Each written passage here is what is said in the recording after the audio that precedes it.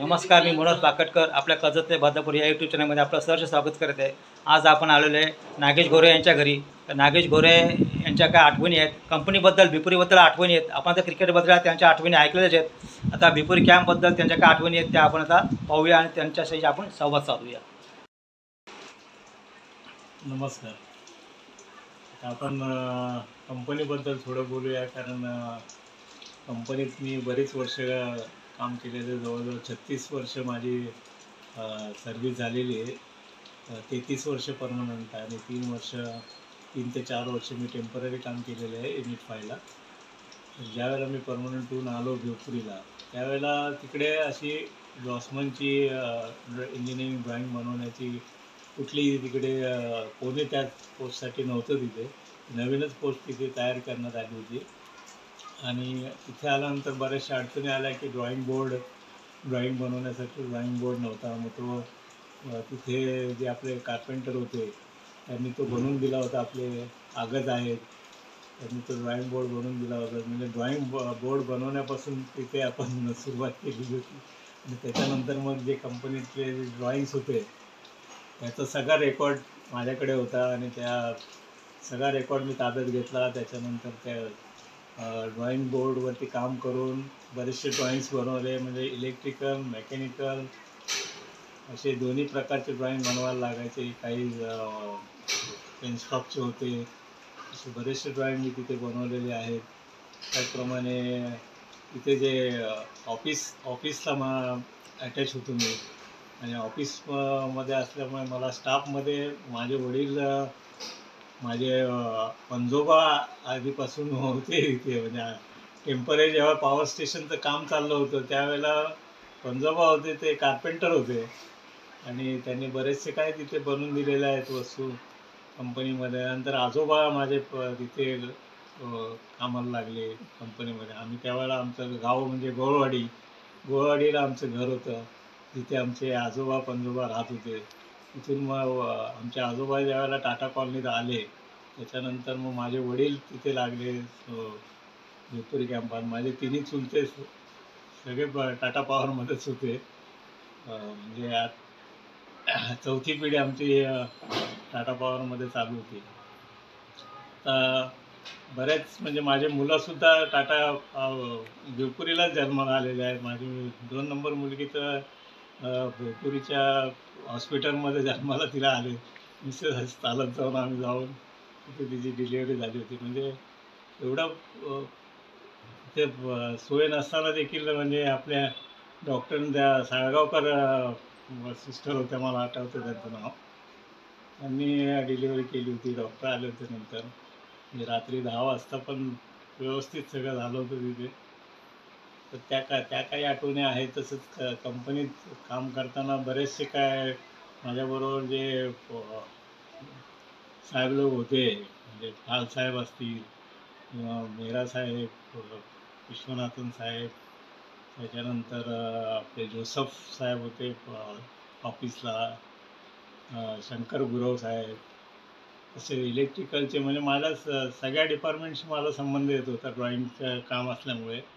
त्यामुळं सगळ्यांशी बरीचशी ओळख होती आणि त्याच्यानंतर हे काम करताना मला खूपच म्हणजे ह्यानी काम करत होतो मी, म्हणजे आनंदाने काम करत होतो की माझा जॉब मला चांगल्या प्रकारे करता येतो आहे आणि बरंचसं काही करून दिलं आहे कंपनीसाठी।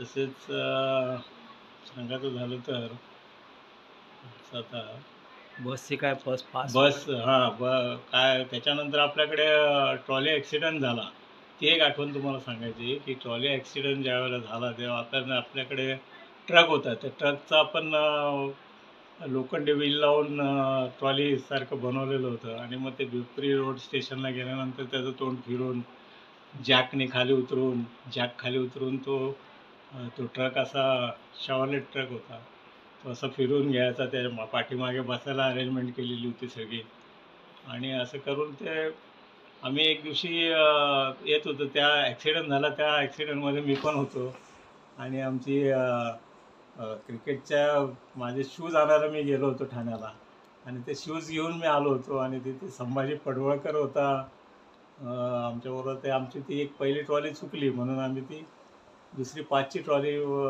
पकडायला मग तिथेच बेपुरी स्टेशनलाच थांबलो होतो आणि आम्ही निघालो हे घेऊन आणि वडवलीच्या पुलाजवळ ते आपल्या गाडीचं जॅक काय काय झालं माहीत नाही, परंतु ते खाली टच झालं रेल्वेला आणि पलटी झाली होती गाडी. तर त्याच्यात बराचसा मार मला लागला होता आणि माझ्या पुढे बसलेले कराळे जे आहे, कराळ्यांचा भाचा होता, म्हणजे तानाजी कराळे आणि खोपोलीला जे होते बालचंद्र कराळे यांचा भाचा होता, म्हणजे त्यांच्या बहिणीचा मुलगा होता. ती अमेरिकेत असायची, पण तो पोरगा सुट्टीसाठी इथे आला होता आणि त्याच्या बिचाऱ्याचा तो सिरियस झाला होता आणि त्याची डेथ झाली त्याच्यात. आणि आपल्या कंपनीचे जे शितोळ्यांना आहेत ड्रायव्हर होते, तर ते त्यांचा भाऊ, मोठे भाऊ त्यांचे, ते शेका पक्षाचे कार्यकर्ते होते आणि उमेदवार होते. ते सुद्धा त्या ट्रॉलीमध्ये होते आणि त्यांचं पण ह्याच्या अपघातात निधन झालं होतं. अशा एक दुःखद घटना त्यावेळेला घडली होती आणि त्याच्यानंतर मग आपण ते बंद केलं होतं आणि तिथून मग आपली ट्रॉली फक्त कडावापर्यंत यायची आणि कडावाला बस ठेवली. तर ह्याच्याबद्दलची माहिती आधी मनोहरने दिलेली आहे तुमच्या ह्याच्या व्हिडिओमध्ये. आणि ती बसेसचे पासेस त्यावेळेला मग नंतर पासेस बनवायला सुरुवात केली. मग ते पासेस कोणी बनवायचे, इथं ऑफिसमध्ये आम्ही होतो. ते पासेस जे मनोहरने दाखवले त्याच्यावरती माझं हँडरायटिंग आहे, मी बनवलेले पासेस आहेत ते. तिने पण जतन करून ठेवलं, म्हणजे किती मोठं आपलं हे आहे, ते आठवण आहे ती. म्हणजे असं फार अभिमान वाटतो म्हणजे बेपुरीत असल्याचा. बेपुरीत मी जे काय शिकलोय, जे काय कर्मभूमी जन्मभूमी जी आहे ती न विसरण्यासारख्या गोष्टी आहेत या सगळ्या. आणि आता ते आपलं कॉलनी तुटते त्यामुळं थोडंसं वाईट वाटतं आहे, पण त्या सगळ्या आठवणी आता मनोहरने चांगल्या प्रकारे जतन करून ठेवतो तो व्हिडिओच्या मार्फत. तर त्याला ह्या कार्यक्रमासाठी धन्यवाद देतो मी आणि पुढच्या वाटचालीसाठी त्याला शुभेच्छा पण देतो. अशा प्रकारे चांगलं कार्य तू करावंस. धन्यवाद. खूप खूप धन्यवाद नागेशदा. तुझ्या डोळ्यात अश्रू म्हणजे आहेतच, भिपुरीबद्दलचं प्रेम तुझ्याबद्दल तू तर व्यक्त केलेच आहेत. म्हणजे आपल्या भिपुरीमध्ये जेवढे रहिवासी आहेत त्यांचंसुद्धा भिपुरीवर प्रेम आहे, अतोनात प्रेम आहे. त्यामुळे ते कधी विसरू शकणार नाही. आपली त्या भिपुरीच्या मातीशी आपली नाळ जोडलेली आहे. तर खरंच आपण भिपुरीला खूप खूप मिस करतो आहे आणि खूप खूप भिपुरीचीसुद्धा आपण सर्वांच्या वतीने आपण कृतज्ञता व्यक्त करू. आणि आता हा व्हिडिओ आपण इथं थांबू. तर खूप खूप धन्यवाद नागेशदा. पहा मित्रांनो, म्हणजे आपल्या भिपुरीबद्दलचे जे आता गोरे यांची जवळजवळ माझ्या मते 4थी पिढी आहे. म्हणजे अजूनसुद्धा भिपुरीबद्दल त्यांचं प्रेम आहे आणि हे त्यांचं प्रेम त्यांच्या डोळ्यात त्यांच्या आनंद अश्रू आले होते, काही दुःखदसुद्धा अश्रू होते. कारण भिपुरी आता आपली कॉलनी संपूर्ण प्रोजेक्टमध्ये जाणार आहे.